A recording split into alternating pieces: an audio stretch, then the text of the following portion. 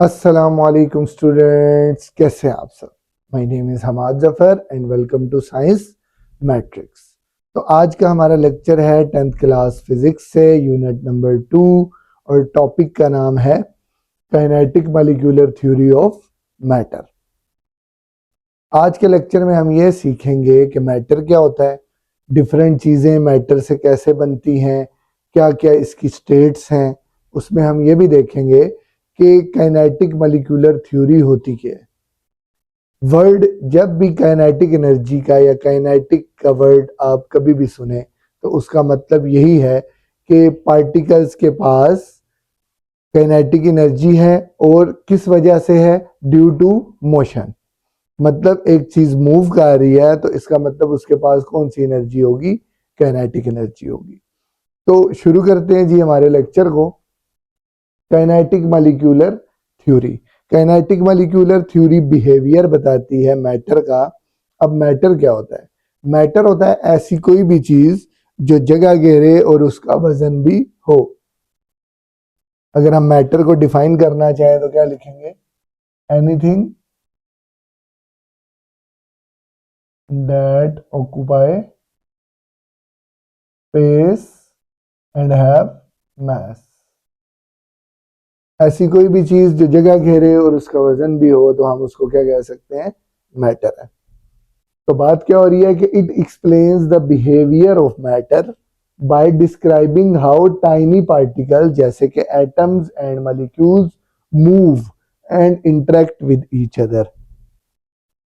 किसी भी चीज को हम ले लें, जैसे कि हमारे पास ये एक कोई भी ऑब्जेक्ट है, इसके अंदर एक इन चीजों से मिलके बना है। ये बना है एटम्स, मॉलिक्यूल्स या आइंस से। तो हम जनरली कह सकते हैं कि टाइनी पार्टिकल से मिलके बना है। अब वो पार्टिकल्स मूव भी कर रहे हैं, उनकी रैंडम मोशन भी हो रही है कुछ जगहों पे। तो उनकी मोशन को स्टडी करना किसके जरिए कर सकते हैं आप? Kinetic molecular theory. और ये बताती है कि जब हम हीट प्रोवाइड करेंगे किसी भी स्टेट ऑफ मैटर को तो उसके पार्टिकल्स कैसे एक दूसरे से इंटरेक्ट करेंगे, कैसे वो मूव करेंगे एक जगह से दूसरी जगह। कुछ इसके पॉइंट्स हैं, उनको भी हम देख लेते हैं। According to kinetic molecular theory, matter is made up of atom and molecules. मतलब हमारा कोई भी मैटर है वो किस चीज से मिलके बना होगा? एटम से मिलके बना होगा। और मैटर की कोई भी स्टेट हो सकती है। इसी तरह the particles are always in motion. उसके पार्टिकल जो होंगे वो हमेशा मोशन में होंगे। हाँ, सम केसेस में जैसे कि सॉलिड है उसमें क्या होंगे, वो जस्ट वाइब्रेट करते हैं, ठीक है। लेकिन उसके जो आइंस होते हैं, जो चार्जेस होते हैं, फ्री इलेक्ट्रॉन्स होते हैं, वो अपनी जगह से मूव करते हैं। इसी तरह लिक्विड में पार्टिकल्स मूव करते हैं, सिर्फ वाइब्रेट नहीं करते। लिक्विड में पार्टिकल्स मूव करते हैं।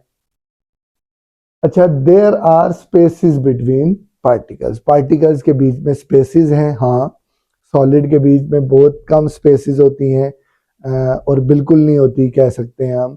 लिक्विड के अंदर कंपेरेबली ज़्यादा स्पेस होती है सॉलिड की निस्बत, और गैसेस के अंदर बहुत ज़्यादा स्पेसिस होती हैं। और ज़ाहिर है स्पेस जितनी ज़्यादा होगी इंटरमॉलिक्यूलर फोर्सेस उतनी स्ट्रॉन्ग नहीं होंगी। जैसे कि particle attract each other. Solid के अंदर स्ट्रॉन्गेस्ट इंटरमॉलिक्यूलर फोर्सेस होती हैं जिसकी वजह से वो एक दूसरे को बाइंड करके रखते हैं। Weaker in liquids and very weak in gases. ठीक है जी, मतलब कौन सी स्टेट है इस पे डिपेंड करता है कि उसके पार्टिकल्स की जो अट्रैक्शन है फोर्स ऑफ, वो कैसी होगी। वो बहुत स्ट्रॉन्ग होगी, कम होगी या बहुत कम होगी। अच्छा जी, एक और पॉइंट है यहाँ पे कि temperature affect the motion of particles. देखें, टेम्परेचर को हमने पहले भी प्रीवियस लेक्चर्स के अंदर डिफाइन किया था कि टेम्परेचर हमारे पास क्या होता है? टेम्परेचर होता है average kinetic energy of particles. मतलब पार्टिकल्स की एवरेज काइनेटिक एनर्जी को हम क्या बोलते हैं? टेम्परेचर। मतलब जब हम किसी भी ऑब्जेक्ट को हीट करते हैं तो उसके पार्टिकल्स की इंटरनल एनर्जी चेंज होती है। जब इंटरनल एनर्जी चेंज होती है मतलब काइनेटिक प्लस पोटेंशियल एनर्जी उनकी क्या हो रही होती है, चेंज हो रही होती है। तो अगर पार्टिकल्स की सिर्फ काइनेटिक एनर्जी चेंज हो रही है, इसका मतलब उसका टेम्परेचर में चेंज आएगा। और अगर पोटेंशियल एनर्जी चेंज हो रही है तो इसका मतलब स्टेट चेंज होगी, उस पर हम बाद में बात करेंगे। तो काइनेटिक एनर्जी चेंज होने का मतलब ये है कि टेम्परेचर चेंज हो रहा है जिसकी वजह से काइनेटिक एनर्जी चेंज हो रही है। अब काइनेटिक एनर्जी जब चेंज हो रही है तो काइनेटिक एनर्जी का रिलेशनशिप है वेलोसिटी के साथ डायरेक्ट। मतलब काइनेटिक एनर्जी चेंज होगी तो पार्टिकल्स की मोशन बहुत ज्यादा हो जाएगी। तो ये थे कुछ पॉइंट्स हमारे पास काइनेटिक मॉलिक्यूलर थ्योरी के, कि जो हमें बताती है कि जब हम डिफरेंट मैटर के ऊपर फोर्स लगाते हैं या उनका टेम्परेचर चेंज करते हैं, प्रेशर चेंज करते हैं, तो वो डिफरेंट तरीके से एक्ट करते हैं। ठीक है जी। इसके बाद हमारे पास मैटर की कुछ स्टेट्स हैं, solid, liquid and gases. Solid के और लिक्विड के और गैस की क्या क्या खुसूसियात हैं उनको हम एक एक करके देखते हैं। तो सबसे पहले नंबर पे जो सॉलिड होता है ना, उसके पार्टिकल्स आर टाइटली पैक्ड। क्या होता है जी? टाइटली पैक्ड पार्टिकल्स होते हैं। अच्छा जी। फोर्स ऑफ अट्रैक्शन इनमें क्या होती है? स्ट्रॉन्ग होती है। फोर्स ऑफ अट्रैक्शन इनमें होती है स्ट्रॉन्ग, जिसकी वजह से ये सिर्फ क्या कर सकते हैं? वाइब्रेट कर सकते हैं। इनकी फिक्स शेप होती है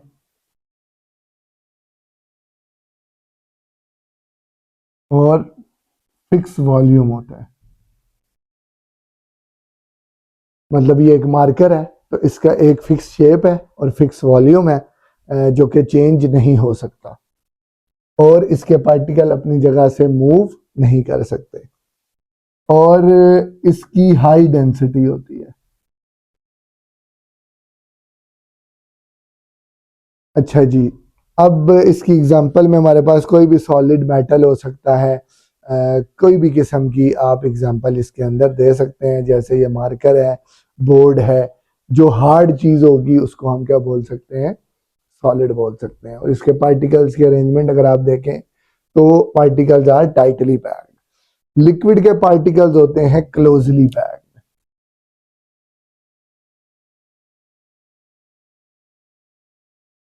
क्लोजली पैक्ड का मतलब वो स्लाइड कर सकते हैं एक दूसरे के ऊपर, और इसकी इंटरमोलिकुलर फोर्सेस वीक होती हैं। इसके बाद वो मूव कर सकते हैं, और क्या फिक्स शेप होती है उसकी? तो आंसर है नहीं। क्यों? जिस कंटेनर के अंदर डालेंगे हम लिक्विड को वो वही शेप ले लेगा। तो इसका मतलब है do not have fix shape. क्या वॉल्यूम फिक्स होगा? यस, वॉल्यूम इसका क्या होगा? फिक्स होगा। डेंसिटी इसकी होती है मॉडरेट। अच्छा, एक और पॉइंट भी था मैंने मिस किया है। सॉलिड की जो कंप्रेसिबिलिटी है, मतलब हम जब उसको फोर्स लगाते हैं, प्रेशर लगाते हैं, तो वो कंप्रेस नहीं हो सकता। क्यों नहीं हो सकता? Because they do not have empty spaces between their particles. इसी तरह लिक्विड को कंप्रेस कर सकते हैं, तो आंसर है यस, क्योंकि इसके पार्टिकल दूर दूर होते हैं तो हम प्रेशर लगा के पार्टिकल्स को करीब करीब कर सकते हैं। इसका मतलब है ये कंप्रेस हो सकता है, हाईली या मॉडरेटली कंप्रेसिबल कह सकते हैं हम इसको। इस तरह हम आते हैं लिक्विड के सॉरी गैसेस के ऊपर। गैसेस के पार्टिकल होते हैं फार अपार्ट, एक दूसरे से काफी दूर होते हैं, और इसमें वीकेस्ट इंटरमोलिकुलर फोर्सेस होती हैं। अगर इंटरमोलिकुलर फोर्सेस वीकेस्ट ना होती तो पार्टिकल दूर दूर ना होते। मूव कर सकते हैं, यस, फ्रीली। फिक्स शेप होती है, नो। फिक्स वॉल्यूम होता है, नो। कैसे नो? जैसे मैंने एक छोटे बॉक्स के अंदर पार्टिकल्स डाले हुए हैं गैस के, जब हम वो उसका वॉल्यूम होगा, तो जब हम उस पैकेट को खोलेंगे पूरे कमरे में गैस फैल जाएगी। इसका मतलब है इसका वॉल्यूम हो जाएगा चेंज। क्यों? क्योंकि पार्टिकल्स दूर दूर फ्रीली मूव करेंगे, मोबिलिटी बहुत ज़्यादा होती है, जिसकी वजह से इसकी वॉल्यूम फिक्स नहीं होता और ये लो डेंसिटी होती है इसकी। और क्या गैसेस कंप्रेसिबल हैं? तो yes, gases are highly compressible due to their large empty spaces between them. अच्छा, अब हम आते हैं कि ऐसा क्यों होता है कि एक स्टेट ऑफ मैटर दूसरी स्टेट ऑफ मैटर में कन्वर्ट हो सकती है।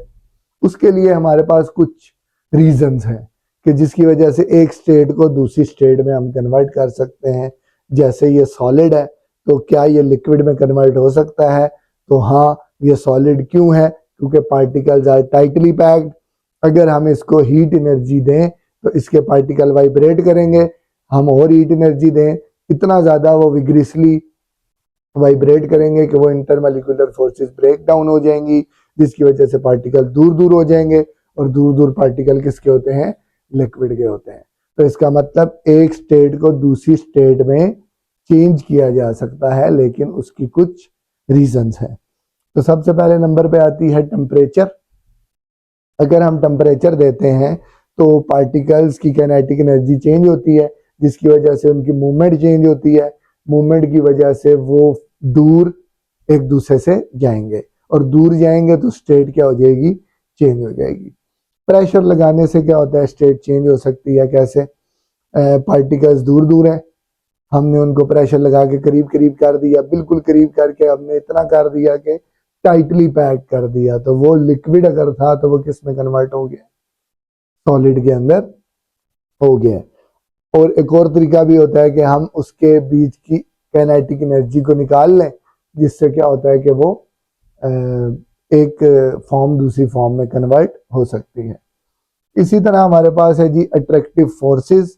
अगर अट्रैक्टिव फोर्सेस स्ट्रॉन्ग है तो इसका मतलब है वो सॉलिड है, लूज है तो वो हमारे पास क्या होती है? लिक्विड। और बहुत ज़्यादा वीक है तो इसका मतलब है वो हमारे पास गैस है। तो ये तीनों चीज़ें को अगर हम चेंज कर दें तो इससे क्या होगा? एक फॉर्म या एक स्टेट दूसरी स्टेट में कन्वर्ट हो सकती है। हमारे पास कुछ यहाँ पे स्टेट की कन्वर्जन्स हैं, वो हम देख लेते हैं। सॉलिड से लिक्विड या लिक्विड से गैस जा सकते हैं हम, लिक्विड से गैस और गैस से लिक्विड में आ सकते हैं। इसी तरह लिक्विड से गैस, सॉलिड से गैस और गैस से सॉलिड जाया जा सकता है। अब कैसे जाते हैं या उस फिनोमेना को क्या कहते हैं, वो एक एक करके देखते हैं। आप सबसे पहले देखते हैं सॉलिड का लिक्विड में कन्वर्ट होना और लिक्विड का वापस किसमें कन्वर्ट होना? सॉलिड के अंदर। तो इसमें हमारे पास दो किस्म के प्रोसेसेस हैं। सबसे पहले नंबर पे है मेल्टिंग और फिर है फ्रीजिंग। मेल्टिंग क्या होता है? मेल्टिंग होता है सॉलिड का कन्वर्ट होना किसके अंदर? लिक्विड के अंदर। और इसी तरह फ्रीजिंग क्या होगी हमारे पास? लिक्विड का कन्वर्ट होना सॉलिड के अंदर। अब इसकी एग्जांपल हमारे पास क्या आती है? सॉलिड आइस होती है, वो कन्वर्ट हो जाती है वाटर में, और वाटर लिक्विड है, ये कन्वर्ट होगा किस में? आइस में। अब होता क्या है? मेल्टिंग कैसे होगी? हमारे पास आइस है, आइस का एक ब्लॉक ले लें, उसको आप हीट अप करेंगे, टेम्परेचर उसका राइज होगा। अब उसकी काइनेटिक एनर्जी पार्टिकल्स की बहुत ज़्यादा बढ़ जाएगी, जिसकी वजह से उनकी इंटरमोलिकुलर फोर्सेस वीक हो जाएंगी। इंटरमोलिकुलर फोर्सेस वीक होने की वजह से क्या होगा? वो पार्टिकल एक दूसरे से दूर जाएंगे। अब सॉलिड में तो पार्टिकल टाइटली पैक्ड होते हैं, अब वो टाइटली पैक नहीं रहे, इसका मतलब वो किस में कन्वर्ट हो गया? लिक्विड में। इसी तरह लिक्विड सॉलिड में कैसे कन्वर्ट होगा? एक प्याला ले लें पानी का, उसको आप रेफ्रिजरेटर के अंदर रख दें, तो क्या होगा कि पानी के अंदर हीट एनर्जी होगी या पार्टिकल्स आर टाइटली पैक्ड नहीं है, तो क्या होगा? वो उनकी काइनेटिक एनर्जी होगी। अब वो मूव कर रहे हैं, हमने क्या किया? रेफ्रिजरेटर ने उसके अंदर की एनर्जी को एब्जॉर्ब किया और बाहर फेंक दिया। बाहर मतलब एटमॉस्फेयर के अंदर। तो इसका मतलब क्या किया? उसके अंदर की काइनेटिक एनर्जी को कम किया। काइनेटिक एनर्जी कम होगी मतलब पार्टिकल पहले वाइब्रेट कर रहे थे, मूव कर रहे थे, अब वो क्या करेंगे, काइनेटिक एनर्जी कम होगी तो वो मूव करना छोड़ देंगे और एक फिक्स पोजीशन में आ जाएंगे। और फिक्स पोजीशन किसके अंदर होती है, सॉलिड के अंदर होती है। तो that's how solid convert into liquid और liquid convert into solid. Solid से लिक्विड में जाने के लिए आपको टेम्परेचर देना पड़ता है, लिक्विड से सॉलिड में आने के लिए आपको उसमें से हीट एनर्जी या काइनेटिक एनर्जी निकालनी पड़ती है। ठीक है जी। अब हम आते हैं लिक्विड से गैस में। लिक्विड से गैस में जाने के हमारे पास दो तरीके हैं, एक है हमारे पास वेपोराइजेशन और दूसरा हमारे पास है इवेपोरेशन। बच्चे इनको मिक्स कर देते हैं, इवेपोरेशन और वेपोराइजेशन को। तो पहले हम इवेपोरेशन को देख लेते हैं। इवेपोरेशन होता है conversion of liquid into gas या वेपर्स फ्रॉम इट्स सरफेस। अच्छा, ये हमारे पास लिक्विड है जी, इसके अंदर पड़ा हुआ, ये उसकी सरफेस है। अब जब हम इसको हीट करेंगे या एटमॉस्फेयर से भी ये हीट एनर्जी अब्जॉर्ब कर सकता है, तो होगा क्या, ये ऊपर के पार्टिकल्स कन्वर्ट हो जाएंगे किसके अंदर, गैस के अंदर। जैसे होता है ना, हम इसको हीट एनर्जी दें, नीचे से पार्टिकल्स की काइनेटिक एनर्जी बढ़ेगी, वो ऊपर की तरफ जाएंगे, ऊपर से ठंडे पार्टिकल नीचे की तरफ जाएंगे। तो जो नीचे से ऊपर की तरफ पार्टिकल जा रहे होते हैं उनकी काइनेटिक एनर्जी ज्यादा होती है। अब ज्यादा होने की वजह से वो लिक्विड की सरफेस को छोड़ जाते हैं। तो इस प्रोसेस को हम क्या कहते हैं, इवेपोरेशन। और ये हर टेम्परेचर पे होती है। It occurs at all temperature, मतलब कोई खास टेम्परेचर नहीं चाहिए। वेपराइजेशन इसका थोड़ा सा मुख्तलिफ प्रोसेस है, होता वो भी यही है कि लिक्विड किस में कन्वर्ट होगा, गैस के अंदर। लेकिन लिक्विड गैस के अंदर कन्वर्ट होने के लिए पहले बॉइलिंग पॉइंट का आना जरूरी है।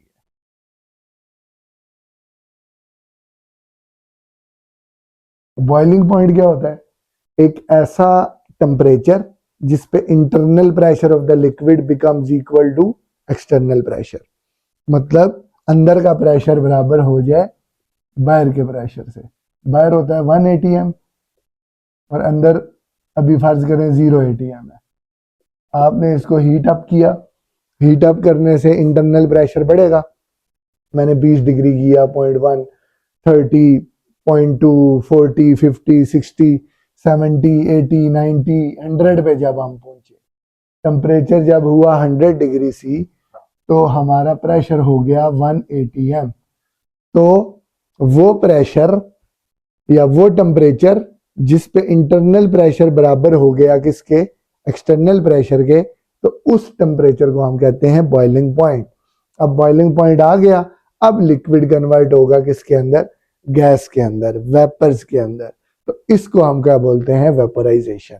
तो इवेपोरेशन और वेपोराइजेशन में फर्क ये है, evaporation occurs at all temperature but vaporisation occur upon boiling point. मतलब बॉइलिंग पॉइंट होगा, उसके बाद वेपर्स में जो कन्वर्ट होंगे, तो उस प्रोसेस को हम वेपराइजेशन कहेंगे। अच्छा जी, इसके बाद हम आते हैं कंडेंसेशन पे। यहाँ तक तो हम ये समझ रहे थे कि लिक्विड किस में कन्वर्ट हुआ, गैस में। अभी हमारे पास जो कंडेंसेशन है ये रिवर्स प्रोसेस है किसका, लिक्विड टू गैस से, मतलब या इवेपोरेशन का उल्टा प्रोसेस है। अब इसमें होता क्या है कि वेपर्स कन्वर्ट होंगे किसके अंदर, लिक्विड के अंदर।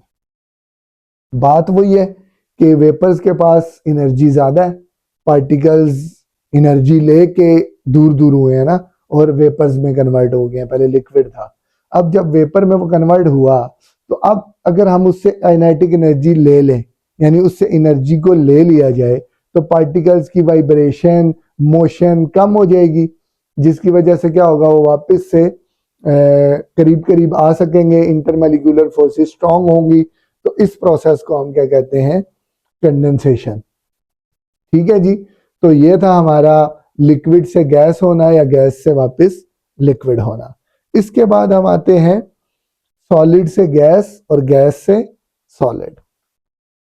सब्लिमेशन वो प्रोसेस है जिसमें सॉलिड डायरेक्टली किस में कन्वर्ट होता है, गैस के अंदर। और डेपोजिशन वो प्रोसेस है जिसमें गैस कन्वर्ट होती है डायरेक्टली सॉलिड में। असल में होता ये है कि सॉलिड से पहले आना चाहिए, यानी सॉलिड को हीट करो तो वो मेल्ट होगा, लिक्विड में कन्वर्ट होगा, लिक्विड को मजीद हीट करो तो वो किस में कन्वर्ट होगा, गैस के अंदर। लेकिन यहाँ पे ऐसा नहीं है, हम सॉलिड को हीट इतना कर देंगे कि सॉलिड से पहले लिक्विड में जाना चाहिए था ना। मतलब ये हमारे पास एक सॉलिड है, हम इसको जब हीट करेंगे तो इसके पार्टिकल पहले थोड़े थोड़े दूर होंगे, फिर बहुत दूर होंगे, लेकिन हम इसको इतना ज्यादा हीट कर देते हैं कि इसके पार्टिकल लिक्विड स्टेट को पास किए बगैर किस में कन्वर्ट हो जाते हैं, गैस में। तो इसके लिए हमें एक खास किस्म की एनर्जी देनी पड़ती है, वो खास एनर्जी हम इसको देंगे तो सॉलिड कन्वर्ट होगा गैस में। इसकी एग्जांपल में हमारे पास वो आयोडीन नमक है, उसके क्रिस्टल्स हैं, उनको जब आप हीट करते हो तो वो लिक्विड में नहीं कन्वर्ट होते, डायरेक्ट गैस में कन्वर्ट होते हैं। डेपोजिशन इसका उल्टा प्रोसेस है, गैस से आप इतनी एनर्जी निकाल लो कि वो वापस से पार्टिकल अपनी जगह पे रुक जाएं, तो उसे हम क्या बोलते हैं, डेपोजिशन। तो ये था जी हमारा आज का लेक्चर। उम्मीद है कि आपको समझ आई होगी। किसी बच्चे को समझ ना आई हो वो कमेंट बॉक्स में लिख सकता है। आज के लिए इतना ही, अल्लाह हाफिज।